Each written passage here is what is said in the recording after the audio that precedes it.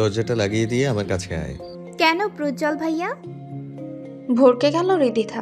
কফির মগটা কোনোরকম বেডসাইড টেবিলের উপর রেখে এক প্রকার দৌড় লাগালো সে ঘর থেকে বেরিয়ে যাওয়ার জন্য। এই ঘরে এই মুহূর্তে থাকা মানেই বিপদ। কিন্তু কাজের কাজ কিছুই হলো না। প্রজ্জ্বল আছোয়া থেকে উঠে দৌড়ে দরজার কাছে গেল রিদিতার আগে। রিদিতার বিস্ময় মিশ্রিত দৃষ্টিতে এক পলক তাকিয়ে ভেতর থেকে দরজাটা আটকে দিল সে। ভয় পেয়ে গেল রিদিতা। চোখের পলক স্থির হয়ে গেল। হৃদস্পন্দন মিস হয়ে গেল কয়েকটা। শুকনো ঢোক গিলে কয়েক পা পিছিয়ে বারান্দার দরজায় দেয়াল ঘেঁষে দাঁড়ালো রিদিতা। সত্যি কি প্রজ্জ্বল চুমু খাবে নাকি? প্রজ্জ্বল দ্রুত গতিতে রিদিতার দিকে এগোতে লাগলো। রিদিতা তো দেয়াল ভেদ করে বেরিয়ে যেতে পারলেই বাঁচে। নিঃশ্বাস আটকে দম মেরে দাঁড়িয়ে আছে সে। মুখ থেকে কোনো কথাই বের হচ্ছে না। শরীর ক্রমাগত কাঁপছে তার। মস্তিষ্ক শূন্য শূন্য লাগছে। দম বন্ধ হয়ে আসছে। এই বুঝি টপাস করে উপরে চলে যাবে সে। প্রজ্জ্বল অস্পষ্ট স্বরে কিছু একটা বলতে নেওয়ার আগে রিদিতার অধরে আঙ্গুল চেপে আটকে দিল প্রজ্জ্বল। চুপসে গেল রিদিতা। হাত পা কাঁপতে শুরু করে দিয়েছে ইতিমধ্যে। কাঁপুনিটা আরো বেড়ে গেল কয়েক গুণ যখন প্রজ্জ্বল এক হাতে রিদিতার দুহাত আঁকড়ে উপর করে দেয়ালে চেপে ধরল। এবার হৃদস্পন্দন থেমে যাবার জোগাড় হয়েছে রিদিতার। চোখ খিচে বন্ধ করে রেখে দম আটকে আসছে তার। লুটিয়ে পড়তে চাচ্ছে সমস্ত শরীর। ঘোলা ঘোলা লাগছে মস্তিষ্ক। পালাচ্ছিলি কোথায় শুনি? বড্ড অবাধ্য হয়ে যাচ্ছিস হৃদি। খুব সাহস হয়ে গেছে তাই না? আবার অনুমতি না নিয়ে ঘর থেকে বেরিয়ে যাচ্ছিলি? এত সাহস কই থেকে আসে তোর? রিদিতা অনিচ্ছুক আঁখি পল্লব মিটমিট করে খুলে তাকালো প্রজ্জ্বলের দিকে।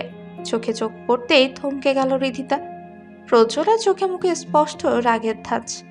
হঠাৎই খেই হারিয়ে ফেলল রিদিতা। কিছু বলতে গিয়েও আটকে গেল গলাতে। দলা পাকিয়ে গেল সব কথা। প্রজ্জ্বল অধরে আঙ্গুল ছুঁয়ে দিয়ে সে হাত রাখলো রিধির কোমরে। শক্ত হাতের স্পর্শে কেঁপে উঠল রিদিতা। হাতের স্পর্শ ধীরে ধীরে কঠিন হতে লাগলো। রাগান্বিত স্বরে প্রজ্জ্বল বলল, কালা হয়ে গেছিস? কথা কানে যায় না? কাছে ডাকলাম, এলি না কেন? চারণ, কেউ এসে পড়বে। কম্পিত কণ্ঠে বলল রিদিতা। তোর মতো গাধেই পৃথিবীতে শুদ্ধ একটাও দেখিনি। চোখের সামনে দরজা লাগিয়ে দিলাম, দেখতে পাসনি? কানের সাথে চোখটাও খেয়ে বসে আছিস তাই না? আর ভুলে যাচ্ছিস কেন তোর উপর সব রকমের অধিকার আমার আছে? বাসায় যাব আমি প্রজ্জ্বল ভাই। থাপড়িয়ে গাল লাল করে দেবো বেয়াদব মেয়ে। আমাকে টেনশনে ফেলে খুব শান্তি পাস তাই না? কাল রাতে ফোন ধরছিলি না কেন শুনি? মাঝরাতে বাসার কাউকে ফোনও দিতে পারছিলাম না। রাতেই বেরিয়ে পড়েছি রাজশাহী থেকে। মেরে তোর হাড় গোড়া আজ সব গুঁড়ো গুঁড়ো করে দেবো আমি। আম্মুকে দিয়ে ডেকে এনেছি তোকে ছেড়ে দেওয়ার জন্য। এত সহজে ছাড়া পাবি নাকি? বল, ফোন ধরছিলি না কেন? লোকটা রাজশাহী থেকে ঢাকা এতটা রাস্তা ড্রাইভিং করে এসেছে। অনুতপ্ত হলো রিদিতা। ছলো ছলো চোখে প্রজ্জ্বলের দিকে তাকালো। কিন্তু পর মুহূর্তেই মস্তিষ্কে ঠেকলো প্রজ্জ্বলের বলা শেষ কথাটা। ফুপিকে দিয়ে ডেকে পাঠিয়েছে মানে? তার মানে সবকিছু প্রজ্জ্বল ভাই ইচ্ছাকৃতভাবে আজ সকালে। রিদিতা, তুই একটু তাড়াতাড়ি চলে আয় তো মা, খুব দরকার। কেন ফুপি, কি হয়েছে? সব ঠিকঠাক আছে তো? পরে বলছি, তুই একটু তাড়াতাড়ি আয়, বাড়িতে কাউকে জানানোর প্রয়োজন নেই। এখন আমি পরে বলে দিবনি, একটু জলদি আয়। রিদিতা আর অপেক্ষা করেনি। যে পোশাকে রাতে ঘুমিয়েছিল সেই পোশাকেই চলে এসেছে সে। ফুপুর বাসায় পৌঁছে অবাক হলো রিদিতা। তার ফুফু নিশ্চিন্তে টেবিলে খাবার সাজাচ্ছেন। দ্রুত পায়ে ফুপুর পাশে এসে দাঁড়ালো সে। চিন্তিত গলায় বলল, ফুপি ঠিক আছো তুমি? কি হয়েছে বলো তো? কেন, তোকে কি ডাকতে পারি না আমি? রিদিতা নিজের হাত ঘড়ির দিকে তাকায়। তবে সবেই সকাল 8টা বাজে। কিন্তু এত সকাল সকাল তুমি তো বললে খুব দরকারি। রিদিতা, তোকে কি আমি ডাকতে পারি না? তোর ফুপুর কি এতটুকু অধিকার নেই? কথায় কথায় ইমোশনাল ব্ল্যাকমেল করলেন রিদিতার বড় ফুপু সুফিয়া আনা। এছাড়া তো উপায় নেই। কাল থেকে তার একমাত্র ছেলে পাগলামো শুরু করে দিয়েছে। রিদিতা করে একাকার অবস্থা। রিদিতা ওর ফুপুর কথার ভিত্তিতে কি বলবে খুঁজে পেল না, তাই চুপচাপ দাঁড়িয়ে থাকলো। প্রজ্জ্বলকে কফিটা দিয়ে আয় তো মা। চমকে উঠল রিদিতা। প্রজ্জ্বল ভাইয়া তো রাজশাহী গেছিল। কবে ফিরলেন উনি? সন্ধিয়ান দৃষ্টিতে প্রশ্ন করলো রিদিতা। প্রজ্জ্বল ভাই কবে আসলেন? উনি তো পরশুই গেলেন রাজশাহী। এই তো একটু আগেই আসলো, তুই গিয়ে একটু কফিটা দিয়ে আয়, হাতে অনেক কাজ আমার। প্রজ্জ্বলের মাথাটা ধরেছে নাকি, একটু তাড়াতাড়ি যা। রিদিতা দ্বিমত করার আগেই ওর হাতে কফির মগ ধরিয়ে দিলেন সোফিয়া। অগত্যা কফি নিয়ে যেতে হলো প্রজ্জ্বলের কাছে। ফোন ধরছিলি না কেন বল। প্রজ্জ্বলের ধমকে ভাবনা থেকে বেরিয়ে এলো রিদিতা। সব কাজিনদের মধ্যে প্রজ্জ্বলকে সব থেকে বেশি ভয় পায় সে। রিদিতার একমাত্র ফুপির ছোট ছেলে প্রজ্জ্বল। তোকে ঠাঁটিয়ে চন্না বসালে তুই বলবি না, তাই না? ঘুমিয়ে পড়েছিলাম। তুই সত্যি কথা বলবি নাকি আমি তোকে চুমু খাবো বল। রিদিতার চোখ বেরিয়ে আসার উপক্রম। প্রজ্জ্বল ইদানিং এমন অদ্ভুত আচরণ করে, কথায় কথায় লজ্জায় রাঙিয়ে দেয়। প্রজ্জ্বলের কথার প্রেক্ষিতে কোনো উত্তরের দিশা খুঁজে পেল না রিদিতা। স্ট্যাচুর মতো থম মেরে দাঁড়িয়ে থাকলো সে। বলবি না তাই তো, ঠিক আছে। কথাটা বলে আস্তে ধীরে রিদিতার অধরের দিকে এগিয়ে আসতে লাগলো প্রজ্জ্বল। ধক করে উঠল রিদিতার বুক। হ্যাঁ, পা অসাড় হয়ে আসতে লাগলো তার। আবারও একটা শুকনো ঢোক গিলল। প্রজ্জ্বল কাছে আসলে এমন হয় ওর। হৃদস্পন্দন বেড়ে যায়, কাঁপাকাঁপি শুরু হয়ে যায়, নিঃশ্বাস আটকে আসে বারংবার। এই মুহূর্তে শরীর ছেড়ে দিতে ইচ্ছে করছে রিদিতার। দুপায়ের আঙ্গুল দিয়ে মেঝে আটকে ধরেও সে ব্যালেন্স রাখতে পারছে না যেন। অতিরিক্ত ভয়ে কম্পিত ঠোঁট ঝুঁকল। নারী অস্পষ্ট কণ্ঠে বলল, দূরে সরুন প্লিজ, আমায় যেতে দিন। প্রজ্জ্বলের মধ্যে কোনো ভাবাবেগ হলো না। সে ক্রমাগত এগিয়ে যেতে লাগলো রিদিতার কম্পায়মান ঠোঁট বরাবর। দুজনের অধরের দূরত্ব ছুঁই ছুঁই প্রায়। হঠাৎই ফুপিয়ে কেঁদে উঠল রিদিতা। কান্নার ধ্বনি কান পর্যন্ত যেতে নেশাতুর প্রজ্জ্বল থমকে গেল। চোখ তুলে দেখলো রিদিতা কাঁদছে। হঠাৎই দিশেহারা হয়ে উঠল প্রজ্জ্বল। রিদিতা খুব শক্ত একটা মেয়ে, সে তো এত সহজে কাঁদে না। কি হলো হঠাৎ? ভয় পেয়েছে? মুহূর্তেই হাতের বাঁধন আলগা করে দিল প্রজ্জ্বল। রিদিতার দুগালে হাত রেখে দুর্বিদ্ধ কণ্ঠে বলল, হৃদি রানী, কি হয়েছে? কাঁদছো কেন তুমি? আরে আমি তো মজা করছিলাম। হ্যাঁ হৃদি রানী, বলো না কি হয়েছে, ভয় পেয়েছো? প্রজ্জ্বলের গাল আঁকড়ে ধরা দুহাতের উপর হাত রাখল রিদিতা। প্রিয় মানুষের আহ্লাদি কথায় অভিযোগ আকাশ ছুঁয়ে গেল। কান্নার বেগ বেড়ে গেল। এবার সে হাউমাউ করে কাঁদতে লাগলো। প্রজ্জ্বল পড়েছে অকুল সাগরে। মেয়েটাকে বেশি ভয় দেখিয়ে ফেলেছে মনে হয়। এই হৃদি রানী, সরি, আর কখনো এভাবে ভরকাবো না, সরি, প্লিজ কাঁদে না। আরত রিদিতা অনুতপ্ত হলো। বেশ, অকারণে নিজেকে দোষারোপ করছে প্রজ্জ্বল। কান্নার বেগের কারণে আসল ঘটনাও বলতে পারছে না সে। কাল কাল? কাল কি হয়েছে হৃদি রানী? কেউ কিছু বলেছে? মামুনি বকা দিয়েছে? কাল কলেজ থেকে ফেরার সময় রাস্তায় রায়হান আমার ওড়না। মুহূর্তেই অপরিরোধ্য রাগ জুড়ে বসলো প্রজ্জ্বলের মাথায়। দুগাল থেকে হাত নামিয়ে হাতের বাঁধন শক্ত করলো সে। অতিরিক্ত রাগে কিছুক্ষণেই ফর্সা মুখটা লাল বর্ণ ধারণ করলো। দুকদম পিছিয়ে কর্নার টেবিলে রাখা ফুলের ভাসটা আছাড় দিয়ে বেরিয়ে গেল ঘর থেকে। কাঁচ ভাঙার শব্দ নিমিষেই চোখ খুলল রিদিতা। চোখের সামনে প্রজ্জ্বলকে দেখতে না পেয়ে সেও ঘর থেকে বেরিয়ে যাওয়ার জন্য উদ্যত হতেই পায়ে গেঁথে বসলো ভাঙা কাচের টুকরো। অস্পষ্ট আওয়াজ করে নিজেকে সামলে নিল সে। ঘুরিয়ে ঘুরিয়ে দরজা পর্যন্ত এগিয়ে এলো। এই মুহূর্তে প্রজ্জ্বলকে আটকানোটা বেশ জরুরি, কিন্তু দরজার কাছে পৌঁছানোর আগেই ততক্ষণে বেরিয়ে গেছে প্রজ্জ্বল। পায়ের ব্যথাটা ক্রমশই বাড়তেই দরজার কাছেই বসে পড়ল রিদিতা। কোনো রকম গুঙিয়ে ডেকে উঠল সে, ফুপি, ফুপি। রিদিতা, কি হয়েছে মা, ডাকছিস কেন? কথা শেষ করতে পারল না সুফিয়া। রিদিতার দিকে তাকাতে আটকে উঠলেন তিনি। তবদা মেরে গেলেন একদম। রিদিতার রক্তে রঞ্জিত পা আর মেঝে গড়িয়ে যাওয়া রক্ত দেখে গলা শুকিয়ে এলো সুফিয়া নামের।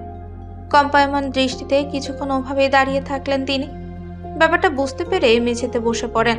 রিদিতার পায়ে হাত রেখে আতঙ্কিত হয়ে বলে, কি হয়েছে রিদি, পা কিভাবে কাটলো? রিদিতা কান্নার বেগে কিছুই বলতে পারছে না। এক নাকারে ফুপিয়ে যাচ্ছে সে। রিদিতার কি হয়েছে আম্মু? হন্তদন্ত হয়ে জিজ্ঞেস করতে করতে ছুটে এলো প্রজ্জ্বলের বড় বোন নিপা। চট্টগ্রাম ইউনিভার্সিটির অনার্স কমপ্লিট করছে সে। প্রজ্জ্বল নিপা পিঠাপিঠি, তাই পড়াশোনাটাও একই সাথে। কালকে সে হোস্টেল থেকে ফিরেছে। জানি না, এসে দেখি এমন বিধ্বস্ত অবস্থা। তুই ডাক্তারকে ফোন কর শীঘ্রই। নিপা ছুটে গেল ফোন করতে। এদিকে রিধিতার রক্ত বন্ধ হওয়ার নাম নেই।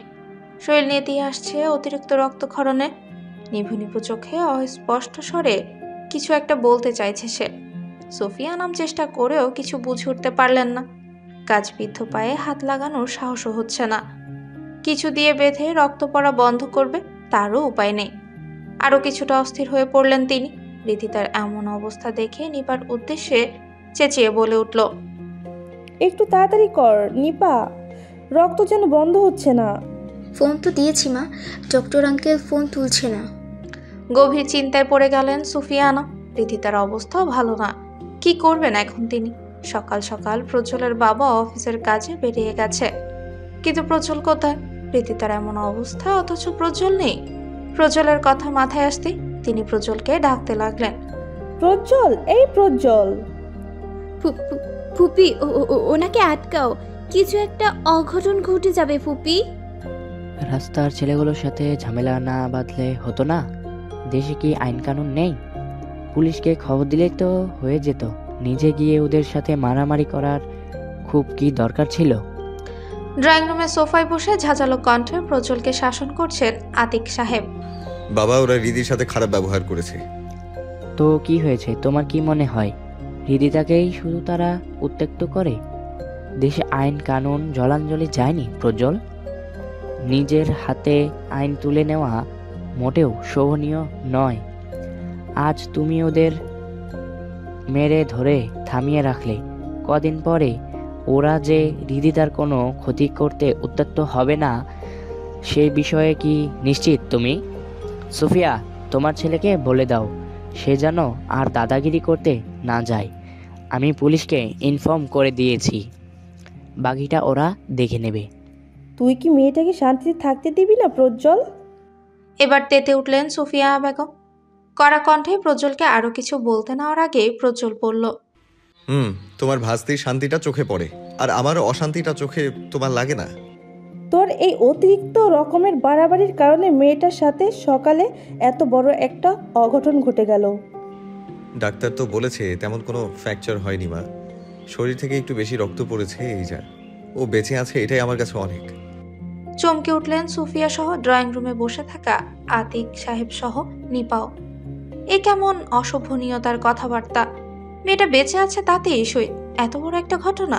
মেয়েটার বেহাল দশা কিছুই না ওর কাছে। নিপা ছোট ছোট চোখ করে প্রজ্জ্বলের দিকে তাকালো। এবার ওই ছেলেকে কিছু না বললেই না। ছোট ভাইকে বিরক্ত চোখে তাকিয়ে কটাক্ষ করে বলল, ভাই, তোর কি মাথায় সমস্যা? মেয়েটার এতগুলো রক্তক্ষরণ হলো আর তুই বলছিস ও বেঁচে আছে তাতেই সই? তো কি বলবো, কান্নাকাটি করে ভাসিয়ে দেওয়ার মতো তো কিছুই হয়নি। বাস্তবতাই বললাম, বুঝলি ডাফার। আর এখন কয়টা দিন ভাতিজিকে কাছে রেখে একটু বেশি করে খাওয়া দাওয়া করাও, কদিন পর ঠিক হয়ে যাবে। হ্যাঁ, আমি ওকে রেখে দিই আর তুই ওকে জ্বালিয়ে মার। কালকেই ভাইয়াকে আসতে বলবো এই বাসায়। কোন কুক্ষণে যে আমার ভাস্তিকে তোর মতো একটা বাদরের গলায় ঝুলিয়ে দিলাম। মেয়েটার কপালে কষ্ট ছাড়া কিছুই নেই দেখছি। তোর কথাতে রাজি হওয়াটাই ভুল হয়েছে আমার। মা, তোমার যখন এতই কষ্ট হচ্ছে, কষ্টে কষ্টে জ্ঞান হারাতে ইচ্ছে করছে, তখন একটু তোমার ভাইয়ের সাথে কথা বললেই পারো। তাকে একটু রাজি করিয়ে তোমার ভাস্তিকে এনে দিতেই পারো আমার কাছে, তাহলেই হয়ে যাচ্ছে। প্রমিস করছি, তখন আর জ্বালাবো না রিদিতাকে। বাবা, তুমিও তো একটু তোমার শালাবাবুকে বোঝাতে পারো, তাই না? কথাগুলো বলেই তড়িঘড়ি করে ড্রয়িং রুম ছাড়লো প্রজ্জ্বল। এখানে থাকা মানেই প্রশ্নে প্রশ্নে জর্জরিত হওয়া, তাইও আর এখানে থাকলোই না। হাঁটা দিল রিধাতা যে রুমে আছে সেদিকে। এদিকে ছেলের এমন লাগামহীন কথায় লজ্জা পেলেন আতিক সাহেব। কি এক যাচ্ছে তা অবস্থা! কবে যেন ছেলের জন্য পাবনা সিট বুক করতে হয় তাকে। কি করছে আমার রিদি রানী? দরজা হালকা ভিড়িয়ে দিয়ে ঘরে ঢুকলো প্রজ্জ্বল। রিদিতা শুয়েছিল। প্রজ্জ্বলকে দেখে ধীরে ধীরে আছড়া হলো সে, কিন্তু মুখটা গোমরা করেই রাখলো। ঘুম হলো তোর? হুম। পায়ে ব্যথা করছে এখনো? হুম। রাগ করেছিস? চুপ থাকলো রিদিতা, কারণ সত্যি সত্যি রাগ করেছে। প্রজ্জ্বলের এমন বেদম সাহসিকতার মাঝে মাঝে চিন্তায় ফেলে দেয় ওকে। কেন যে বলতে গেল রায়হানদের কথা, আবার না বলেও উপায় ছিল না। এই ছেলে যে কোনো উপায় নিশ্চিত জেনে যেত, কিন্তু এভাবে চললে যদি কোনো অঘটন ঘটে যায়। মুখে না প্রকাশ করলেও প্রজ্জ্বলকে ভীষণ রকমের ভালোবাসে রিদিতা। মুখ ঘুরিয়ে অন্যদিকে তাকিয়ে থাকলো। এই মুহূর্তে ভীষণ রকমের রাগ হচ্ছে ওর প্রজ্জ্বলের উপর। ছেলে ইদানিং বড্ড অবাধ্য হয়ে যাচ্ছে। রীতিতা মুখ ঘুরিয়ে নেওয়া দেখে হাসলো প্রজ্জ্বল। মেয়েটা কথায় কথায় অভিমান করে বসে। দাঁড়িয়ে থাকা থেকে বসে পড়লো প্রজ্জ্বল। রীতিতার পাশে বসে ও নিজের দু হাতে আটকে দিল। রীতিতা ভড়কে গেল। প্রজ্জ্বল হঠাৎ সামনে আসায় ভয় পেয়ে গেছে সে। সরে যাওয়ার আর কোনো উপায় খুঁজে পেল না। কি হয়েছে? অভিমান করেছিস? তোর জন্য আমি হিরোগিরি করে এলাম আর তুই অভিমান করছিস? This is not fair. রীতিতার হঠাৎ রাগ উঠে গেল। ঝাঁঝালো কণ্ঠে বলল, চুপ করুন আপনি। কে বলেছিল আপনাকে হিরোগিরি করতে? আমি বলেছিলাম যেতে, যদি কিছু একটা হয়ে যেত তখন তখন কি করতাম আমি? বাসায় যাব আমি এই মুহূর্তে। এখনই দিয়ে আসুন আমায়। দেখতে ইচ্ছে করছে না আপনাকে। অসহ্য লাগছে সবকিছু। ইস, এত চিল্লাচিল্লি করছিস কেন? কান ফাটিয়ে ফেলবি নাকি? শ্বশুর বাড়ি এসেছিস, কটা দিন এখানেই থাক। রীতিতা এত কিছু বলল আর প্রজ্জ্বলের সেটা চিল্লাচিল্লি মনে হচ্ছে। কোনো কথার গুরুত্ব নেই প্রজ্জ্বলের কাছে। মজা করছে প্রজ্জ্বল। অভিমানের বেড়া জালে আরো বহির্ভূত হলো রীতিতা। গলায় সবগুলো দলা পাকিয়ে কান্নার রেশ নিল। চোখ জোড়া বন্ধ করতে গড়িয়ে পড়ল দুফোঁটা অভিমান। প্রজ্জ্বল থমকালো। রীতিতার কান্নাটাও একদমই সহ্য করতে পারে না। হৃদস্পন্দন অস্বাভাবিক হয়ে যায়। সবকিছু ভেঙে গুড়িয়ে ফেলতে ইচ্ছে করে। রীতিতার দুগালে তর্জনী দিয়ে কান্না মুছে বুকে আলতো করে জড়িয়ে ধরল প্রজ্জ্বল। মেয়েটা মাঝে মাঝে এমন অভিমান করে, রীতিতার কান্না থামছেই না। নিঃশব্দে কেঁদেই যাচ্ছে ও। প্রজ্জ্বল রীতিতার মাথাটা দুহাতে ধরে সামনে আনে। কপালে আলতো করে অধর ছুঁয়ে বলে, কাঁদিস না দিদি, তোর কান্নাটাই সব থেকে বড় শত্রু আমার। ওর আগমনে নিজেকে সংযত করতে পারি না আমি। প্লিজ চুপ কর দিদি। কান্না থেমে গেল রীতিতার। ওর অশ্রুসিক্ত নয়নে তাকিয়ে তৃপ্ত হলো প্রজ্জ্বল। মেয়েটাকে হারানোর ভয়ে কতটা আড়ষ্ট। কিন্তু রীতি তো জানেই না প্রত্যেকটা মুহূর্তে ওকে হারিয়ে ফেলার ভয়। এভাবেই আড়ষ্ট হয়ে থাকে প্রজ্জ্বল। শুধু রীতিতার মতো এত কান্নাকাটি করে ভাসিয়ে দিতে পারে না সে। আচ্ছা শোন দিদি, তোর জন্য আমি ফাইট করে এলাম, হিরোগিরি দেখালাম। এই জন্য কি আমার কিছু প্রাপ্য নয়?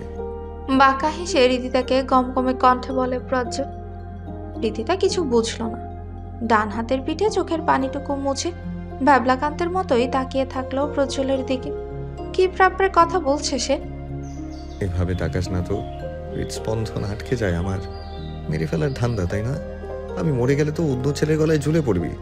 বুঝি, তোর সব বুদ্ধি ধরে ফেলেছি আমি। হুদাই কথাবার্তা বলেন না প্রজ্জ্বল ভাই। কি প্রাপ্যর কথা বললেন তখন? তোকে নিয়ে হয়েছে আরেক জ্বালা। কিছুই বুঝিস না নাকি? বোঝার চেষ্টা করিস না। ফটাফট চুমু দে একটা। তোর জন্য এত কিছু করলাম, তার বিনিময়ে তো কিছু চাই, তাই না? চমকে উঠল রীতিতা। শুকনো একটা ঢোক গিলে মাথাটা পিছিয়ে একটু সরে বসে। কি অসভ্যের মতো কথা বলছে প্রজ্জ্বল। আজকে সকালেও ঠিক একই কথাই বলেছে। আগে তেমন বলতো না প্রজ্জ্বল। রীতিতার ভয়কে আরো বাড়াতেই বাঁকা হাসলো প্রজ্জ্বল। ওর দুগাল আলতো করে চেপে ধরে মুখ এগিয়ে নিয়ে গেল রীতিতার দিকে। চোখে হাজারো আতঙ্ক নিয়ে নয়ন যুগল খিচে বন্ধ করে নিয়েছে রীতিতা। কিন্তু প্রজ্জ্বলের যায় আসে না। সে ক্রমাগত এগিয়ে নিচ্ছে মুখ। রীতিতার ভয়কে পূর্ণতা দিয়ে ওর গালেই সজোরে কামড় বসালো প্রজ্জ্বল। আপনার মতো অসভ্য লোক আমি জীবনেও দেখিনি প্রজ্জ্বল ভাই। গালে হাত ঘষে কটাক্ষ করে প্রজ্জ্বলকে কথাটা বলল রীতিতা। চোখে মুখে রাগান্বিত ভাব স্পষ্ট ফুটে উঠেছে। রীতিতার দিকে এক পলক তাকিয়ে কিছুটা সরে বসলো প্রজ্জ্বল। তারপরে হো হো করে হেসে দিল। অবাক হলো রীতিতা। এক ঝাঁক বিরক্তি নিয়ে কয়েক মুহূর্ত তাকিয়ে থাকলো প্রজ্জ্বলের দিকে। এত হাসার কি হয়েছে বুঝতে পারছে না সে। হঠাৎ হাসি থামিয়ে দিল প্রজ্জ্বল। দুহাত বুকে গুজে তীক্ষ্ণ দৃষ্টি ফেলল রীতিতার উপর। গম্ভীর কণ্ঠে বলল, তুই যে তোর বরকে কথার পিঠে 2-4 বার ভাই ডাকিস, সেটা অসভ্যতা মনে হয়? তোর ভাগ্য ভালো কামড়টা গালে বসিয়েছি। আপনার সাথে ধর্ম মোতাবেক এখনো বিয়ে হয়নি প্রজ্জ্বল ভাই। তুই আবার ভাই ডাকছিস? তো কি ডাকবো? সারা বাড়ি ঘুরে ঘুরে বর ডেকে বেড়াবো? তাই করবি? আপনি পাগল হয়ে গেছেন প্রজ্জ্বল ভাই। অতি শীঘ্রই আপনাকে ডাক্তার দেখানো প্রয়োজন। তুই যদি এভাবে ভাই ডাকতে থাকিস তাহলে আমি নিশ্চিত পাগল হয়ে যাব। দয়া করে ভাই বলাটা বন্ধ কর, হাত জোর করছি আমি তোর কাছে। হঠাৎই খিলখিলে হেসে উঠল রীতিতা। ওর হাসি দেখে মনে হচ্ছে কেউ অনেক ফানি কিছু একটা বলেছে ওর সামনে। প্রজ্জ্বল হাসির দিকে এক দৃষ্টিতে তাকিয়ে থাকলো। বিরক্ত হলো না সে, বরং সে হাস্যোজ্জ্বল মুখে তাকিয়ে স্মিত হাসলো নিজেও। এই হাসিতেই তো 1000 বার খুন হয়েছে সে। এভাবে হাসিস না তো, নইলে আর একবার কামড়ে দেব। প্রজ্জ্বলের এমন বেহায়াপনা কথা তৎক্ষণাৎ হাসি থামিয়ে দিল রিধিতা। আজ সকাল থেকে প্রচন্ড রকমের রোদ উঠেছে, ঝলসে দিচ্ছে ধরনী। বাইরে দুদণ্ড দাঁড়াবার জো নেই। এখন সকাল 10টা। এই অসহ্য রকম রোদে ছাদে দাঁড়িয়ে আছে নিপা। পরনে ভারী শাড়ির সাথে হালকা সাজ। মিনিট কয়েকের ব্যবধানে ফর্সা মুখটা টকটকে লাল হয়ে গেছে। অতিরিক্ত কান্নার ফলে নাকি রোদের কারণে, বোঝা যাচ্ছে না ঠিকভাবে। নিপাদি, তুমি এই কড়া রোদের মধ্যে দাঁড়িয়ে কি করছো বলো তো? ফুপি তোমাকে নিচে ডাকছে, একটু পরেই তোমাকে দেখতে লোক চলে আসবে। চলো চলো, নিচে চলো। ছাদের দরজায় দাঁড়িয়ে জোরে জোরে কথাগুলো বলল রিধিতা। কয়েকটা দিন কেটে গেছে এর মধ্যে। রিধিতার ক্ষতটাও ভালো হয়ে গেছে। আজ নিপাকে দেখতে আসবে পাত্রপক্ষ। ছেলে ভালো চাকরি করে, দেখতেও সুদর্শন, পরিবার ভালো, তাই বাসার কেউ আর দ্বিমত পোষণ করেনি। পছন্দ হলে আজকে বিয়েটা হয়ে যেতে পারে। নিপাকে আসতে না দেখে রিধিতা ভ্রু কুঁচকে তাকালো। কি হলো আবার নিপার? রোদ থেকে একটু বাঁচতে কপালে ডান হাত ভাঁজ করে নিপার কাছে গিয়ে দাঁড়ালো রিধিতা। নিপার হাত ঝাঁকিয়ে বলল, এই দি, এত রোদের মধ্যে। থেমে গেল রিধিতা।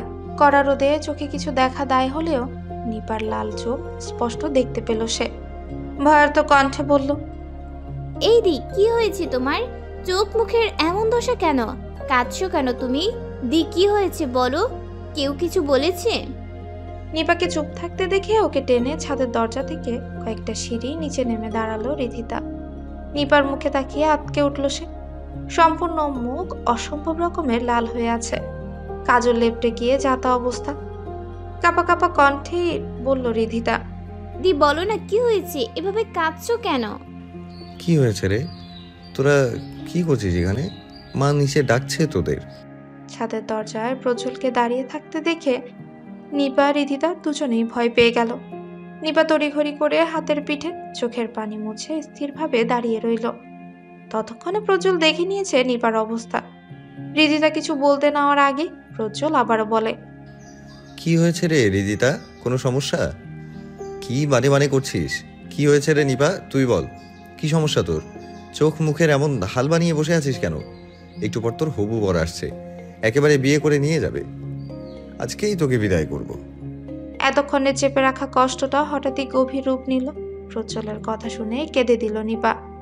আহাজারি করে বলতে লাগলো, ভাই, আমি এই বিয়ে করতে পারবো না। কেন পারবি না? সমস্যা কোথায়? ছেলে ভালো, দেখতে সুদর্শন, সমস্যা কি তোর? নিপার ব্যাপারটা কিছুটা আঁচ করতে পেরেও না জানার ভান ধরল প্রজ্জ্বল, কারণ ও নিপার মুখেই সব শুনতে চাচ্ছে। প্রজ্জ্বলের ধারণা সঠিক করতে নিপা বলে উঠল, আমি একজনকে ভালোবাসি ভাই, খুব ভালোবাসি। তাকে ছাড়া অন্য কাউকে বিয়ে করা সম্ভব নয় আমার পক্ষে। আগে বললেই হতো। মা সকাল থেকে এত রান্না বান্না করতো না, এত আয়োজন করতো না বাবা। সবকিছু যখন আয়োজন হয়েছে তখন বিয়েটা তো তোকে করতেই হবে। স্তব্ধ হলো নিপাও। ভেবেছিল প্রজ্জ্বলকে সাহায্য করবে, অথচ উল্টো সে ভড়কে দিচ্ছে। প্রজ্জ্বল ভাই, নিপাপু কষ্ট পাচ্ছে আর আপনি হাসছেন। আমার যদি হঠাৎ এমন বিয়ে হয়ে যায় তখন কি আপনি কষ্ট পেতেন না? প্রজ্জ্বলের দিকে তীক্ষ্ণ চাহনিতে তাকিয়ে কথাটা বলল রিধিতা। ঠাঁটিয়ে চল লাগাবো বেয়াদব মেয়ে, ভুলভাল কথা বলবি না একদম।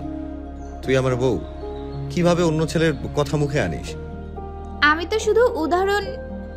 রাখ তোর ফালতু কথা, আর একদিন তোর এমন ফাউল কথা শুনি, তারপর বুঝবি। হাতে ওড়না পেঁচিয়ে মুখ বাঁকি অন্যদিকে তাকালো রিধিতা। সে তো ভুল কিছু বলেনি। নিপা শোন, পাত্রপক্ষের সামনে বসলে বিয়ে হয়ে যায় না, বুঝলি? তোর ইচ্ছের বিরুদ্ধে কেউ তোকে ধরে বেঁধে বিয়ে দেবে না। তুই নিচে যা, বাকিটা আমি দেখে নেব, নিশ্চিত থাক তুই। এই রিদি, ওর সাজগোজ সব ঘেটে গেছে, সব ঠিকঠাক করে নিয়ে আয়, নয়তো পাত্রপক্ষ দেখে জ্ঞান হারাবে। কথাগুলো বলে এই সিঁড়ি দিয়ে হুইসিলিং করতে করতেই নিচে নেমে গেল প্রজ্জ্বল। নিপা একটু হাসলো, কিছুটা হলেও স্বস্তি পেয়েছে সে। প্রজ্জ্বল যখন বলেছে তখন কিছু একটা ব্যবস্থা করবেই সে। পাত্রপক্ষের সামনে সিঙ্গেল সোফায় বসে আছে নিপা। ওর পেছনেই হাসি হাসি মুখে দাঁড়িয়ে আছে রিধিতা। ছেলের বাড়ি থেকে ছেলের মা বাবা বোন এসেছে। ছেলে ছবির থেকেও বাস্তবে বেশি সুদর্শন, নাম জয়। নিপা বরাবর সামনে বসেছে সে, আর চোখে বারবার নিপাকে দেখে যাচ্ছে। একটু পর ছেলে তার বাবার কাছে ফিসফিসে কিছু একটা বলল। ছেলের বাবা নড়ে চড়ে বসে নিপার বাবা আতিক সাহেবের উদ্দেশ্যে বলে, দেখুন আতিক সাহেব, আপনারা কিছু না মনে করলে আমাদের কিছু আবদার ছিল, আপনি কিন্তু না করতে পারবেন না। আতিক সাহেবের একদিকে প্রজ্জ্বল বসেছে, অন্যদিকে প্রজ্জ্বলের মা সুফিয়া। আতিক সাহেব ওদের দুজনের দিকে এক পলক তাকিয়ে জয়ের বাবাকে কথাটা বলে সম্মতি দিলেন।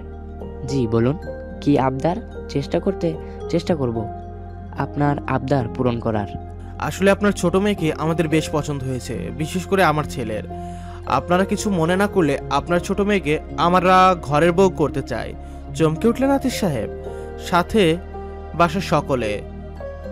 ছোট মেয়ে বলতে সন্ধিহান কণ্ঠে আতিক সাহেব বললেন, আমার ছোট মেয়ে বলতে আমার তো এই একমাত্র মেয়ে। ওই যে পিছনে যে দাঁড়িয়ে আছে সে। হাতের ইশারায় জয়ের বাবা রিদিতাকে দেখিয়ে দিলেন। সাথে সাথে সবার দৃষ্টি আটকালো রিদিতার উপর। রিদিতা শুকনো ঢোক গিলে চোখ বড় বড় করে তাকালো প্রজ্জ্বলের দিকে। রাগে ক্ষিপ্ত পায় প্রজ্জ্বলের চোখ লাল হয়ে গেছে এর মধ্যে। হাতের মুঠো শক্ত করে উঠে দাঁড়ানোর আগে প্রজ্জ্বলের হাত চেপে আটকে দিলেন আতিক সাহেব। ছেলেকে এবার কিভাবে সামলাবেন তাই নিয়ে ওনার মাথা খারাপ হয়ে যাচ্ছে। এই বুঝি ঝড় উঠলো বলে। দেখুন, আপনারা ভুল বুঝবেন না, আমরা যে আপনার বড় মেয়েকে আমার ছেলের বউ বানাবো তা কিন্তু একবারও বলিনি।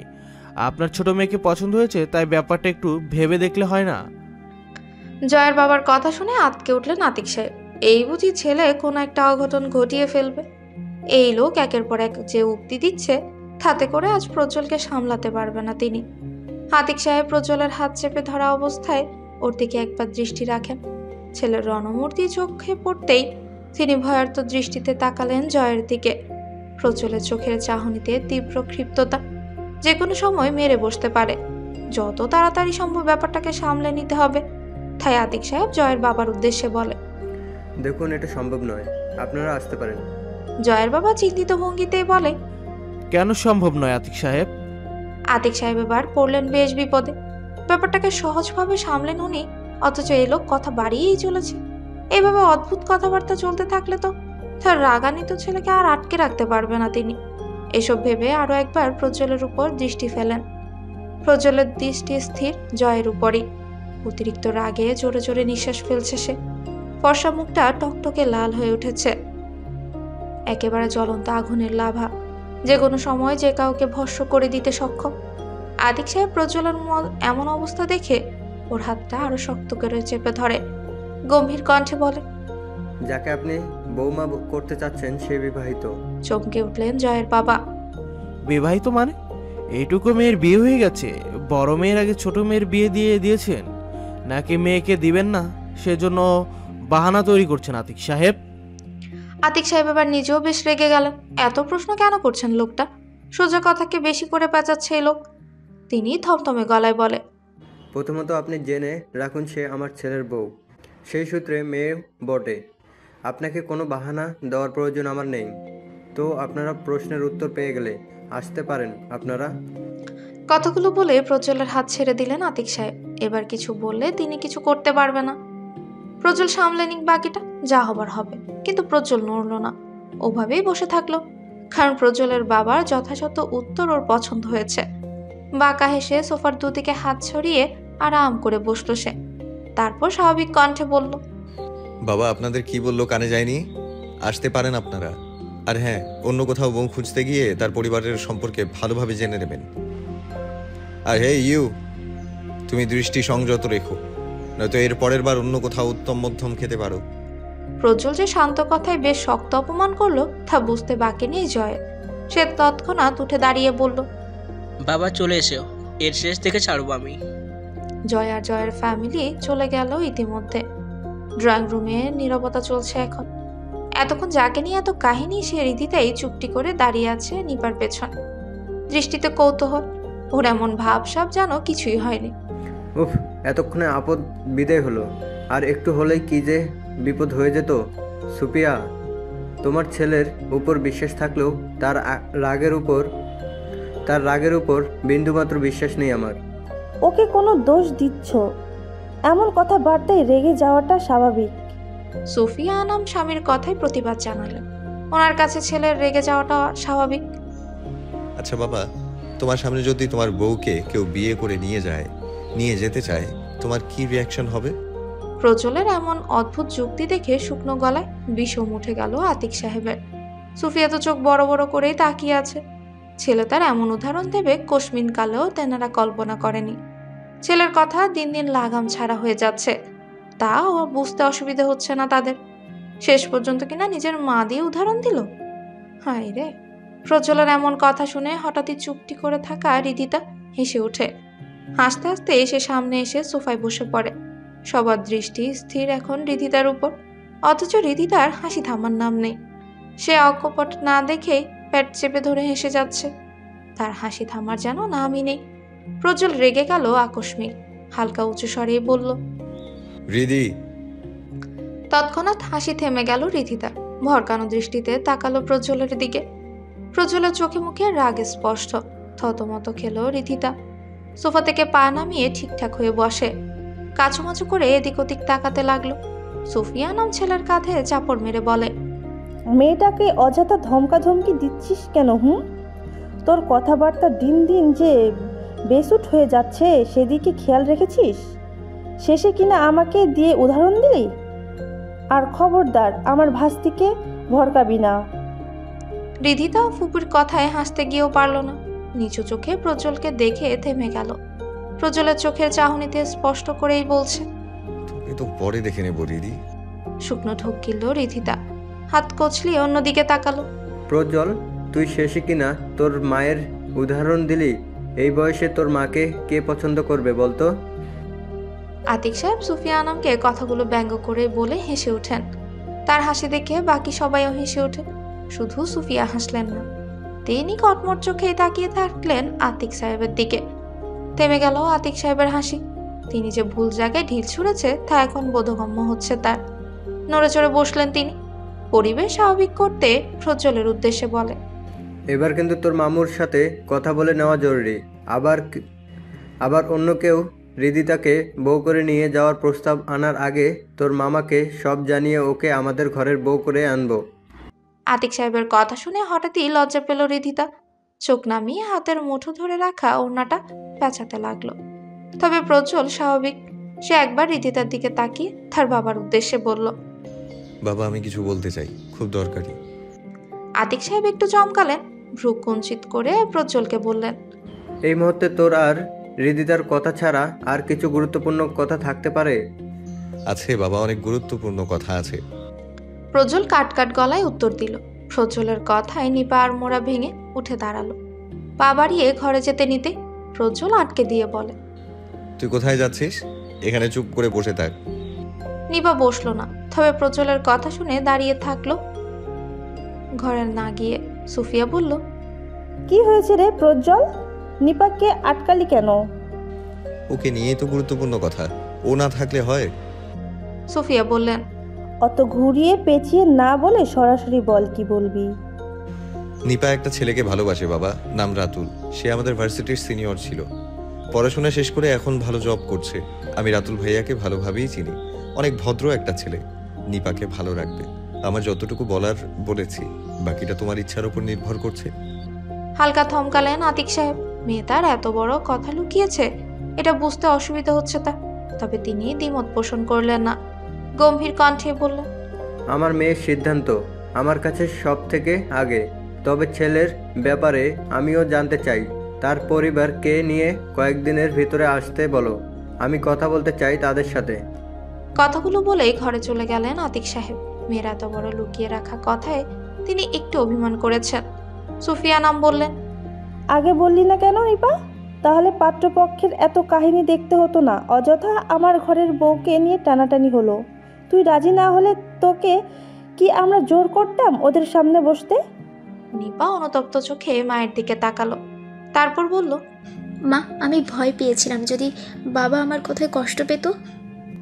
আচ্ছা বাদ দে, যা হবার হয়েছে। চল তো আমার সাথে, তোর দিদুনের কিছু গয়না রাখা আছে তোর জন্য, দেখবি চল। সুফিয়া নাম নিপাকে কথাগুলো বলেই ঘরে চলে গেলেন। নিপা প্রজ্বলের দিকে তাকিয়ে কৃতজ্ঞতা প্রকাশ করে। প্রজ্বল মুচকি এসে বোনকে আশ্বস্ত করলো বাকি সবকিছু ঠিক হয়ে যাবে জলদি। নিপাও হালকা হেসে মায়ের পিছে হাঁটা দিল। ড্রয়িং রুমে এখন রিদিতা আর প্রজ্বল। রিদিতা হা করে তখন থেকে প্রজ্বলকে দেখে যাচ্ছে। কত সহজে ব্যাপারটাকে সামনে নিল প্রজ্বল, সত্যি মুগ্ধকর। তখন হাসছিলেন কেন ম্যাডাম? হঠাৎই প্রজ্বলের কণ্ঠ খুব কাছ থেকে শুনে চমকে উঠল রিদিতা। নিজের উপর প্রজ্বলকে ঝুঁকে থাকতে দেখে গুটিয়ে সোফার সাথে লেগে গেল সে। প্রজ্বলকে দেখতে দেখতে কখন সে সামনে চলে এসেছে খেয়ালই করেনি। খুব হাসি পাচ্ছিল না আমাকে পড়তে দেখে? রিদিতা অসহায় চোখে তাকালো প্রজ্বলের দিকে। কি এমন করে ফেললো? প্রজ্বল আবারও বলল। খুব মজা পাচ্ছিলি তাই না? খুব হাসি পাচ্ছিল আমার হৃদস্পন্দন থেমে যেতে দেখে। রিদিতা ভয়ে ভয়ে বলল, আমি কি করলাম? তুই তো সব করিস, আমাকে জ্বালিয়ে পুড়িয়ে শেষ করে দিস। তোর দিকে অন্য কেউ তাকালেই আমার হৃদস্পন্দন থেমে যায়। কেন তাকাবে তোর দিকে? ইচ্ছে তো করছিল ওই ছেলের চোখ দুটো তুলে নিতে। রিদিতার ঘাড়ের দুদিকে হাত রেখে কাট কাট গলায় বলল প্রজ্বল। আমি কিভাবে জানবো ওই ছেলে আপুর দিকে তাকানোর বদলে আমার দিকে তাকাচ্ছেন? ছেলের যে চোখের সমস্যা আপনি তো আগে বলেননি, তেরা ছেলেকে ধরে এনেছেন। রিদিতার কথা শুনে স্তব্ধ হলো প্রজ্বল। অন্যদিকে মুখ ঘুরিয়ে হালকা হেসে ঘুরে আরো কিছুটা ঝুঁকে গেল রিদিতার উপর। রিদিতা আরো গুটিয়ে গেল, কাচুমাচু হয়ে বলল, আপনি দূরে সরুন তো। প্রজ্বল তো ঘাটতারা, সে আরো কাছে এলো রিদিতার। রিদিতার এবার শ্বাস নেওয়া দায় হয়ে দাঁড়িয়েছে। রিদিতাকে অন্য কেউ দেখলে যেমন প্রজ্বলের হৃদস্পন্দন থেমে যায়, তেমন প্রজ্বলের কাছে আসাতে রিদিতার হৃদস্পন্দন বেড়ে যায় কয়েক গুণ। আপনি একটু দূরে সরুন প্লিজ। না সরলে আমি কিন্তু মেরে দিব এবার। ওকে দে। আমি কিন্তু। প্রজ্বল অধর ছুঁয়ে দিল রিদিতার কপালে।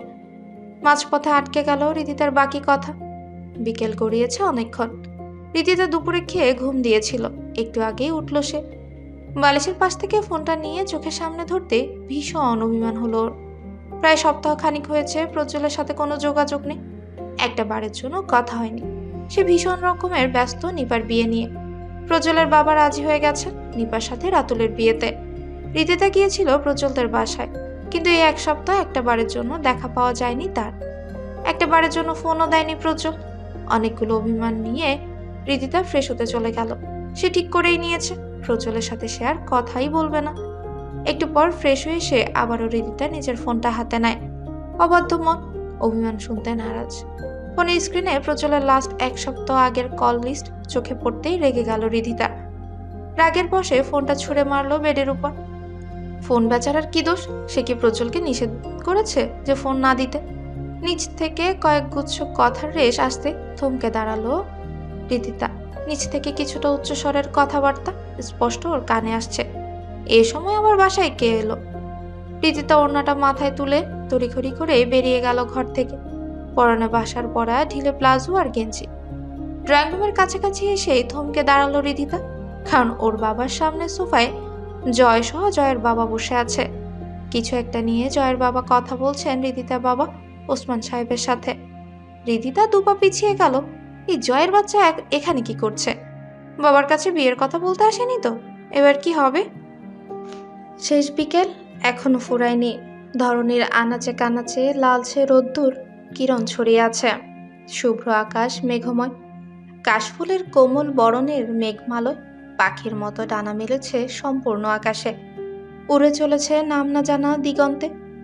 জানলার পর্দা হাতের মুঠোয় আঁকড়ে ধরে জানলা ঘেঁষেই মেঘ মৌরির ছুটে চলা দেখছে রিদিতা। মনে মনে সে চিঠি লিখে উড়ন্ত মেঘ নীলিমাকে দিয়ে দিয়েছে। প্রাপক প্রজ্বল। রিদিতাকে রেডি হতে বলেছে ওর বাবা। সেজে গুজেই বসতে হবে জয়ের সামনে। রিদিতা মন থেকে শক্ত হলেও প্রজ্বলের সামনে তুলো। কিছুতেই সাহস করে প্রজ্বলকে ফোন করতে পারেনি, বলতে পারেনি জয়ের বাড়িতে আসার ব্যাপারটা। প্রজ্বল জানতে পারলে নিশ্চয়ই কোনো কাহিনী হয়ে যাবে। এসে যদি কোনো ঝামেলা বাঁধিয়ে বসে তখন। রিদিতা কিছুতেই চাচ্ছে না ওর বাবাকে বাহিরের লোকের সামনে ছোট করতে, আর না পারছে সেজেগুজে জয়ের সামনে বসতে। এই রিদিতা, তুই এখনো তৈরি হসনি? তোর বাবা তারা লাগিয়েছে সেই কখন। কটাক্ষ কণ্ঠে কথাগুলো বলে দ্রুত পায় রিদিতার ঘরে ঢুকে রিদিতার মা শেফা। বেডের উপর ইস্ত্রি করা শাড়ির ভাঁজ অনর অবস্থায় রেখে মুহূর্তেই মন মেজাজ বিষিয়ে উঠল তার। কটমট গলায় বলল, নিচে পাত্রপক্ষ বসে আছে, কিসের কাহিনী শুরু করেছিস? তোর বাবা এমন তাড়া শুরু করেছে, পারলে আমাকে সাজিয়ে গুছিয়ে ওদের সামনে বসিয়ে দে। চটপট রেডি হয়ে নে, তোর বাবার আর কান জ্বালাপালা করা কথা সহ্য হচ্ছে না আমার। আম্মু! মেয়ের অর্ধভাঙা কণ্ঠের আওয়াজ শুনে সেদিকে তাকালেন শেফা। হাতের উপর মেলে ধরা শাড়িটা বেডের উপর রেখে দেন। রিদিতার ফোলা ফোলা অশ্রুসিক্ত চোখ ধরা দৃষ্টি এড়াবে না যে কারোই। রিদিতার এমন বিধ্বস্ত অবস্থা দেখে শেফা থমকে গেলেন। মেয়ে তো তার এত সহজে ভেঙে পড়ার মতো নয়। আস্তে ধীরে পা ফেলে রিদিতার কাছে গিয়ে দাঁড়ান। স্নেহে মিশ্রিত হাতের স্পর্শে রিদিতার দু কাঁধে হাত রেখে সামনে ঘুরিয়ে নিতেই ফুপিয়ে উঠল সে। মায়ের মমতায় কান্নার বাঁধ ভেঙে গেল তার। আম্মু, আমি যাব না নিচে, কিছুতেই নিচে যাব না। তুমি আব্বুকে বুঝিয়ে বলো না একটু, আমি নিচে যাব না। মেয়ের আবেগঘন কথায় মুচকে হাসেন সাফা।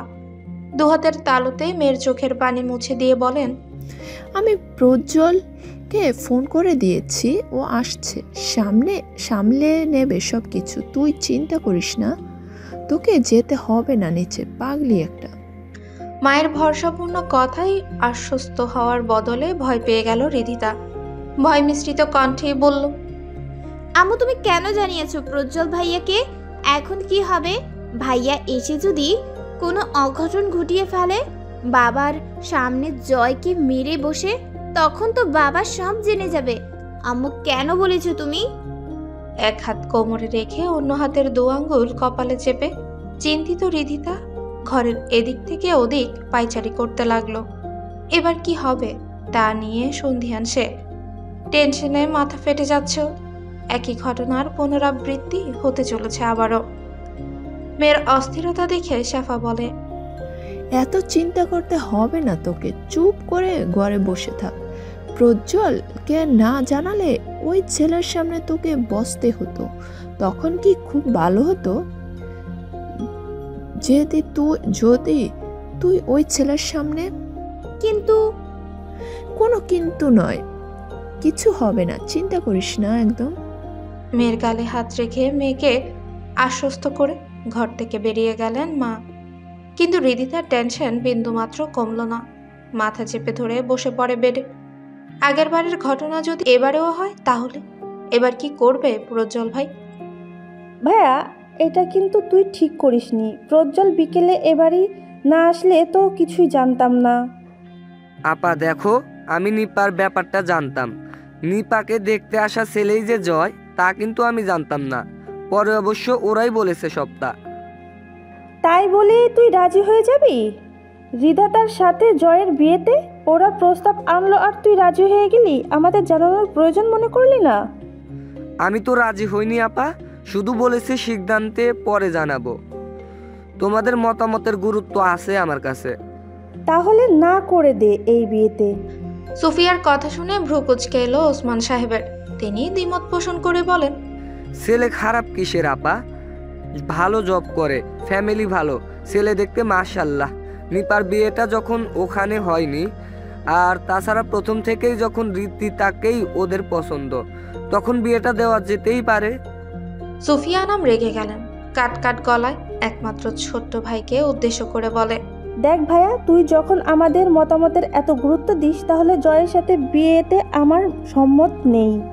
কিন্তু কেন? আর জয়ের বাবা বললেন তোমরা নাকি রিদিতাকে নিজের বাড়ির বৌমা বলে পরিচয় দিয়েছো। এসব কি আপা? সুফিয়া আনাম এবার একটু নড়েচড়ে বসে। ভাইকে কি এবার সত্যিটা বলে দেওয়া উচিত? মামু, রিদিতা আর আমার বিয়েটা হয়ে গেছে। ড্রয়িং রুমে ঢুকেই সোফায় মায়ের পাশে বসতে বসতে কথাটা বলে প্রজ্জ্বল।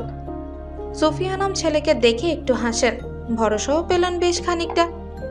এখন শুধু তার ছোট ভাইয়ের রিয়াকশন দেখা বাকি। ওসমান সাহেব চমকে গেলেন প্রজ্জ্বলের কথা শুনে। সন্ধিয়ান কণ্ঠে প্রশ্ন করলেন, মানে কি আপা? কি বলতে চাইছে প্রজ্জ্বল? মানের কিছু নেই, আইনিভাবে রিদিতা আমার বউ। 1 বছর আগেই আমাদের বিয়েটা হয়ে গেছে। সহ্যের সীমা অতিক্রম হয়ে গেল ওসমান সাহেবের। মুহূর্তেই অপ্রতিরোধ্য রাগ জেগে ধরলেন তাকে। বসা থেকে উঠে দাঁড়িয়ে বলেন, ফাজলামির একটা লিমিট আছে প্রজ্জ্বল। কি যা তা বলছো? আমি ঠিক, মাথা ঠিক আছে তোমার? কিসের বিয়ে, কবে হলো? 1 বছর আগে প্রজ্জ্বলের জন্মদিনে হৃদিতার সাথে বিয়ে হয়েছে ওর। সোজা সাপটা ভাবেই উত্তর দিলেন সুফিয়া। সাংঘাতিক রেগে গেলেন ওসমান সাহেব। শক্ত কণ্ঠে বলেন, যে বিয়ে সম্পর্কে আমি অবগত নই সে বিয়ে আমি মানি না। কবে, কিভাবে, কোথায়? প্রজ্জ্বল, হৃদিতার বিয়ে হয়েছে সেটা জানতে চাই না আমি। জয়ের সাথে বিয়েটা হচ্ছে এটাই ফাইনাল। বিতর্কে যেতে যাচ্ছি না আপা। মামু, তুমি কি প্রমাণ চাচ্ছ নাকি আইনি ব্যবস্থা? রেগে গেলেন হৃদিতার বাবা। প্রজ্জ্বল, আমার ছেলে খারাপ কিসের ভাইয়া? সুফিয়া আনাম আর ওসমান সাহেবের তর্কাতর্কি একসময় কঠিন রূপ নিল। দরজার বাহিরে দাঁড়িয়ে হৃদিতা এতক্ষণ সবকিছুই দেখছিল। সব কথা শুনেছে সে। জয়ের সাথে বিয়ে দেওয়ার কথাটা শুনে ছলছল করে উঠল ওর চোখ জোড়া। ততক্ষণে আর এক দফা গোলযোগ সৃষ্টি হয়েছে ড্রয়িং রুমে। এবার কি হৃদিতা আলাদা হয়ে যাবে প্রজ্জ্বলের থেকে? কালো মেঘের দল নেই বিস্তর আকাশে, শুধু শুভ্র মেঘের আধিপত্য। সেই সকাল থেকে বড় একটা গোলাকৃতির চাঁদ উঠেছে শুভ্র নীলিমার মধ্যখানে। সোনালী বর্ণের আলো ছড়িয়েছে ধরণীতে। নিজের ঘরের মেঝের ঠিক মাঝখানেই হাত পা ছড়িয়ে শুয়ে আছে হৃদিতা। ঘরের ড্রিম লাইটের টিমটিমে আলো ছাপিয়ে বারান্দার দরজা দিয়েই চাঁদের এক ফালি কিরণ পড়েছে হৃদিতার মুখের উপর। ওর দৃষ্টি ঘুরপাক খাচ্ছে বারান্দায় লাগানো ছোট্ট গোলাপ গাছগুলোর উপর। প্রজ্জ্বল কিনে দিয়েছিল গাছগুলো 2 মাস আগে। নিজের হাতে হৃদিতার বারান্দায় লাগিয়ে দিয়েছে অব্দি। গাছ লাগানোর সময় হৃদিতাকে বলেছিল, রেদ রানী, যখন আমাকে খুব মিস করবে অথবা মন খারাপ থাকবে তখন গোলাপ গাছগুলোকে সব শেয়ার করে দিও, দেখবে মন খারাপ ভালো হয়ে যাবে। তখন হৃদিতা হেসে বলেছিল, আপনি তো সবসময় আমার আশেপাশেই থাকেন প্রজ্জ্বল ভাই, মিস করার সুযোগ কই? প্রজ্জ্বল সেদিন আর কিছুই বলেনি, শুধু হেসেছিল। আজ আমার বড্ড মন খারাপ প্রজ্জ্বল ভাই, আপনাকেও অনেক মিস করছি। গোলাপ চারাগুলোকে বলছিলাম তখন, এই তোরা শোন, আজ আমার মন খারাপ, মিস করছি তাকে, কিন্তু মন ভালো হয়ে যায়নি আমার, এখনো অনেক মন খারাপ করছে। আপনি কি তাহলে মিথ্যা বলেছিলেন প্রজ্জ্বল ভাই? আপনি তো মিথ্যা বলেন না, তাহলে কেন মন ভালো হচ্ছে না? চারাগুলোর আজ খেয়াল করিনি বলে তারা কি অভিমান করেছে, সেই কারণে আমার মন খারাপ বুঝতে পারছে না? নিজে নিজেই মিনিট খানেক বকবক করলো হৃদিতা। ওখানে ওভাবে হাত পা ছড়িয়ে শুয়ে আছে। বেডে গায়ে দিতে বিরক্ত লাগছে। সন্ধ্যায় বড় ফুপু আর প্রজ্জ্বলের সাথে ওর বাবার এক প্রকার রেশারেশিতে রাগ করে বাড়ি চলে গেছেন সুফিয়া। প্রজ্জ্বল আরো কিছুক্ষণ নিজের মামাকে বোঝানোর চেষ্টা করে ব্যর্থ হয়েছে। তিনি কিছুতেই হৃদিতার বিয়ে প্রজ্জ্বলের সাথে দেবেন না। প্রজ্জ্বল ভাই কতক্ষণ আর এভাবে নিজের বিয়ে নিয়ে এত চোরাচুরি করত। সেও একসময় দীর্ঘশ্বাস ফেলে বেরিয়ে গেছে। তবে যাওয়ার সময় কাট কাট গলায় বলে গেছে যে সে স্বেচ্ছায় না হলে তুলে নিয়ে যাবে হৃদিতাকে। এত কিছু সচক্ষে দেখার পর হৃদিতা সেই যেয়ে দরজা বন্ধ করেছে আর খোলেনি। হৃদিতা বাবা ও অভিমান করে মেয়েকে আর ডাকেনি। শেফা একটু আগে দরজার বাইরে থেকে অনেক ডাকাডাকি করে গেছে খাওয়ার জন্য, কিন্তু একঘেয়ে হৃদিতা দরজা খোলেনি। রাগান্বিত গলায় বলে দিয়েছে সে খাবে না, খিদে নেই। শেফা মেয়ের জেদের কাছে জিম্মি হয়ে আর ডাকতে আসেনি। হৃদিতা বারান্দার দরজা থেকে চোখ সরিয়ে নেয়। মেঝেতে পড়ে থাকা ভাঙা ফোনটার দিকে তাকিয়ে তপ্ত নিঃশ্বাস ফেলে। প্রজ্জ্বল ফোন ধরছিল না বলেই রাগের বশে আছাড় মেরেছে মেঝেতে। ফোনের ভাঙা অংশগুলো ঘরময় ছড়িয়ে ছিটিয়ে আছে। মেঝে থেকে চোখ সরিয়ে নিল তৎক্ষণাৎ। তারপর ঘরে জ্বালানো বৈদ্যুতিক হলুদ রঙের ড্রিম লাইটের দিকে তাকিয়ে থাকলো এক ধ্যানে। কিছুক্ষণ তাকিয়ে থাকার পর চোখ জোড়া ঘোলা হয়ে আসতে শুরু করে, তবুও তার চোখ সরানোর নাম নেই। খুব বিরক্ত লাগছে এখন রিধির। সবকিছু ভেঙে ফেলতে ইচ্ছে করছে এই মুহূর্তে। রিধিতা নিজের বিরক্তির বশে হঠাৎই হাত পা মেঝেতে দাবাতে লাগলো। তারপরেই উবু হয়ে শুয়ে চোখের জমানো পানি বিসর্জন দিতে লাগলো। চকোলেট চাই তোর? হঠাৎই বহু প্রতীক্ষিত কণ্ঠস্বর কর্ণগহরে প্রবেশ করতেই চমকে ওঠে রিধিতা। উঠে বসলো না, শুধু পাশ ফিরে তাকিয়ে থাকলো চেনা অভয়টার দিকে। প্রজ্জ্বল এসেছে। সত্যি প্রজ্জ্বল এসেছে। সে বারান্দার উঁচু রেলিংয়ে ঠেস দিয়ে বুকে হাত গুজে দাঁড়িয়ে আছে। পরনে জিন্স আর ধবধবে সাদা শার্ট। ফর্সা মুখের কপালে হালকা কোঁকড়ানো চুলগুলো এলোমেলো হয়ে আছে। ড্রিম লাইটের আবছা আলো এতটুকু বুঝতে পারলো রিধিতা। ঝাপসানো আখি পল্লবে আর কিছু স্পষ্ট বোঝা যাচ্ছে না এখন। রিধিতা অসহায় দৃষ্টিতে পলক না ফেলে তাকিয়ে আছে প্রজ্জ্বলের দিকে। এখনো সে বিশ্বাস করে উঠতে পারছে না সত্যিই প্রজ্জ্বল এসেছে। বারান্দায় দাঁড়ানো ঝাপসানো অভয় পরিচিত হলেও মস্তিষ্ক এখনো মেনে নিতে পারছে না প্রজ্জ্বল এসেছে। রিদিতা পাশ ফিরে মেঝেতে হাত ছড়িয়ে ওভাবেই তাকিয়ে থাকলো প্রজ্জ্বলের দিকে। প্রজ্জ্বল হালকা হাসলো। বুকে জড়ানো হাতগুলো প্যান্টে গুজে সোজা হয়ে দাঁড়ালো।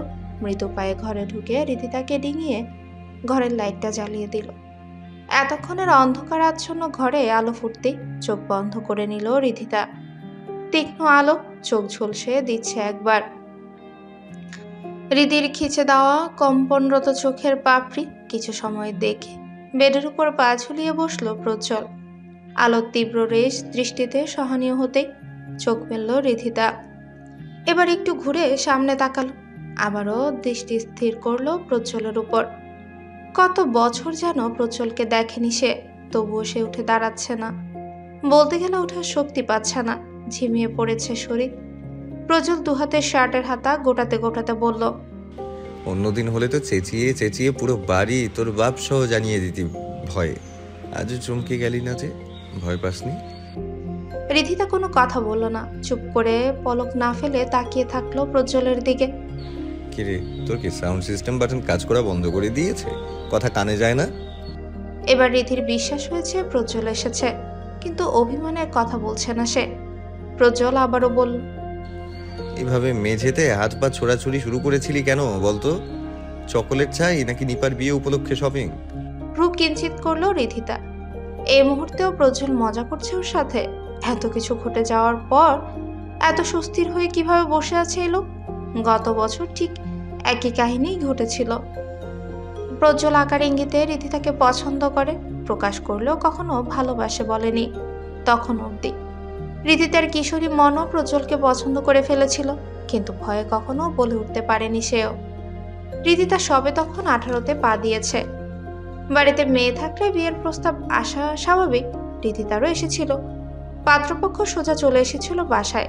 পরবর্তীতে সেই ছেলেকে প্রজ্জ্বল এমন পিটিয়েছিল যে হসপিটালে থাকতে হয়েছে 2 মাস। সেই ছেলেকে মেরেছে এটা কেউই জানতে পারল না, প্রজ্জ্বলের বাসার লোক। তবে জেনে গেছিল সবটাই। রিধিতাকে যেদিন দেখতে এসেছিল সেদিন প্রজ্জ্বলের 24তম জন্মদিন ছিল। ঘরের দরজা আটকে সে জেদ করে বসেছিল রিধিতাকে আজকেই বিয়ে করবে সে। ছেলের অতিরিক্ত পাগলামোতে রাজি হয়ে গেছিলেন সুফিয়া আর আতিক সাহেব। ভাইকে না জানিয়ে শুধু রিধিতার মাকে জানিয়ে কোনো রকম রেজিস্টার হয়েছে ওদের, যাকে বলে শুধু আইনিভাবেই বিয়ে। নিজেকে হঠাৎই শূন্যে ভাসতে দেখে ভাবনা থেকে বেরিয়ে এলো রিধিতা। চোখের সামনে প্রজ্জ্বলের মুখটা দেখে ঘাবড়ে গেল ও। প্রজ্জ্বলকে কোলে তুলে নিয়ে দরজা খুলে কখন বাইরে এসেছে বুঝতেই পারেনি সে। কোথায় যাচ্ছেন? নামিয়ে দিন প্লিজ। আব্বু দেখে ফেললে কেলেঙ্কারি হয়ে যাবে, প্লিজ নামিয়ে দিন। আব্বু আপনাকে এ বাড়িতে দেখলে আবার অপমান করবে। প্রজ্জ্বল রেগে গেল, শক্ত কণ্ঠে ফিসফিসিয়ে বলল, তুই এভাবে চিল্লাচিল্লি করলে মামু এমনিই বুঝতে পেরে যাবে। কত রাত হয়েছে সে খেয়াল আছে তোর? মটকা মেরে মেঝেতে পড়েছিলি, টাইমটা দেখিসনি? ফোনটা তো ভেঙে ফেলেছিস তাই তো? প্রজ্জ্বলের গলা আঁকড়ে মাথা নিচু করলো। রিধি আস্তে করে বলল, কটা বাজে? প্রায় 1টা। কি? সাউন্ড করবি না একদম। ততক্ষণে মেন দরজা খুলে বেরিয়ে এসেছে প্রজ্জ্বল। বাইরে এসে রিধিতাকে নামিয়ে দিল নিজের বাইকের পাশে। শান্ত মতো বলল, উঠে বস চটপট। রিধিতা দ্বিমত করলো না, বাধ্য মেয়ের মতো উঠে বসলো বাইকে।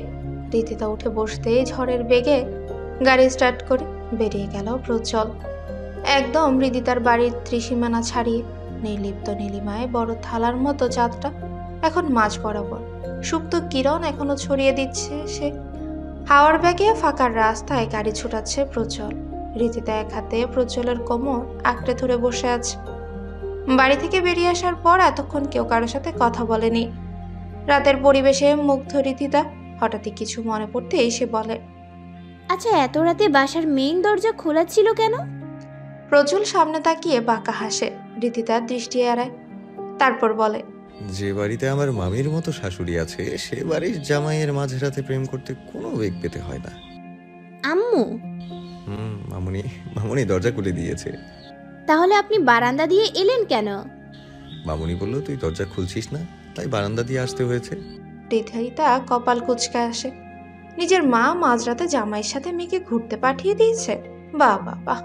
রিদিতা বলে, কিন্তু আমরা যাচ্ছি কোথায়? জানি না। মানে? রিধির সন্ধিয়ান প্রশ্ন। মানে খুব সিম্পল, আমরা পালিয়ে যাচ্ছি। আপনার মাথা ঠিক আছে? কি সব বলছেন? মাথা ঠিক না থাকার কি হলো? পালিয়ে যাচ্ছি বছর দুয়েকের জন্য, একেবারে বাচ্চা কাচ্চা নিয়ে ঘরে ফিরবো। দেখি তোর বাপ মেনে না নিয়ে যায় কোথায়। আমি কিন্তু ঝাঁপিয়ে পড়বো, বাইক থামান তাড়াতাড়ি। না থামলে? আমি কিন্তু এবার চিৎকার করব প্রজ্জ্বল ভাই। এই শুনশান নীরব রাস্তায় কে শুনবে তোর চিৎকার? তাছাড়া আমি কি পরপুরুষ নাকি? নিজের বরের উপর কি সব দোষ চাপাতে চাচ্ছিস? ছি ছি। প্রজ্জ্বল ভাই গাড়ি থামান, আমি কোথাও যাব না। আব্বুকে কষ্ট দিতে পারবো না আমি। নামিয়ে দিন আমায়। দরকার হলে আপনি একা পালিয়ে যান, তারপর বাচ্চা পয়দা করে তাদের সমেত ফিরবেন। প্রজ্জ্বলের পেটে শক্ত করে চিমটি কেটে কথাগুলো বলল রিধিতা। হঠাৎই পেটে খামচি পড়াতে গাড়ির টাল হারিয়ে ফেলল প্রজ্জ্বল। ব্রেক হারিয়ে কিছুটা রাস্তা এলোমেলোভাবে এগিয়ে গেল গাড়িটা। ইট পাথরের তৈরি শক্ত বেডের উপর গাড়িটা পড়তে গিয়েও পড়ল না শেষ অবধি। শেষ মুহূর্তে এসে দক্ষ ড্রাইভারের মতো কোনো রকম বাইকটাকে কন্ট্রোলে আনলো প্রজ্জ্বল। কাট কাট গলায় বলল, মেরে ফেলবি নাকি? তোর মরার শখ থাকলে ঝাঁপিয়ে পড় যা। আমাকে চিমটি কাটছিস কেন? তাছাড়া বাচ্চা আমি একা কিভাবে পয়দা করবো শুনি? অন্য সময় হলে লজ্জা পেত রিধিতা, কিন্তু হঠাৎ গাড়ি তুলতে থাকায় সেও কিছুটা ভয় পেয়ে গেল। অন্ধকারে সত্যি এমন করা উচিত হয়নি, কিন্তু প্রজ্জ্বল যা করেছে তা কি ঠিক? শেষে কিনা পালিয়ে যাচ্ছে তারা। এই মুহূর্তে প্রজ্জ্বলকে রাগিয়ে দিলে চলবে না, ঠান্ডা মাথায় বোঝাতে হবে। শুকনো একটা ঢোক গিলে নিজের ভয়কে সংবরণ করলো রিধিতা। পরপরই বলল, প্রজ্জ্বল ভাই বাড়ি ফিরে চলুন। এটি ঠিক হচ্ছে না কিন্তু প্রজ্জ্বল ভাই।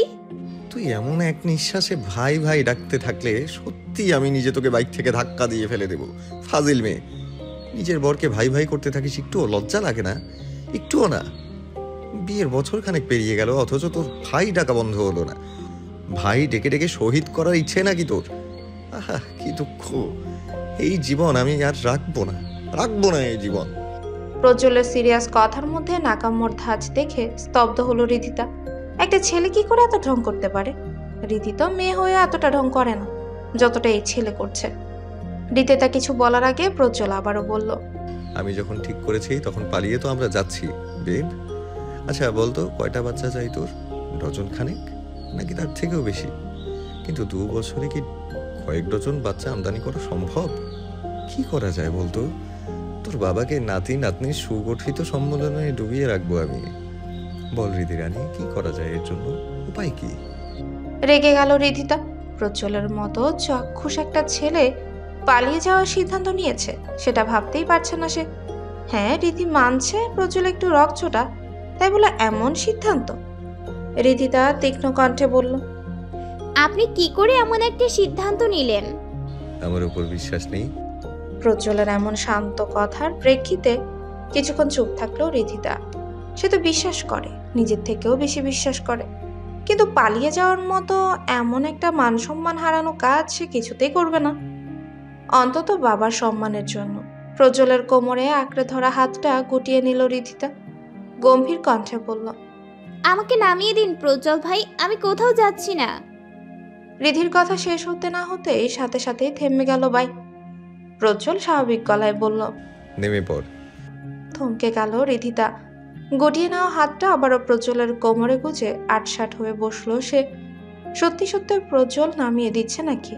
রীতি তো ভেবেছিল প্রজ্জ্বল এমন কথা শুনলে ওকে বাড়িতে রেখে আসবে, কিন্তু না, সে তো মাঝরাতে সত্যিই রিধিকে রাস্তায় নামিয়ে দিতে চাচ্ছে। এত রাতে কোথায় যাবে রিধি? অন্ধকার রাস্তায় ভূত চলে আসলো যদি, তখন কি হবে? এসব উদ্ভট কথা ভেবে পাগল পাগল লাগছে রিধির। হাতের বাঁধন আরো শক্ত করলো। দুটো হাতে এবার প্রজ্জ্বলের কোমর। শক্ত করে জড়িয়ে ধরে গুটিয়ে বসলো সে। দম বন্ধ করে মেরে ফেলবি নাকি? কাছে গেলেই তো তোর ছটফটানি শুরু হয়ে যায়, অথচ আজ 2 হাতে চেপে ধরে বসে আছিস। লাগছে আবার, তাড়াতাড়ি নেমে পড়।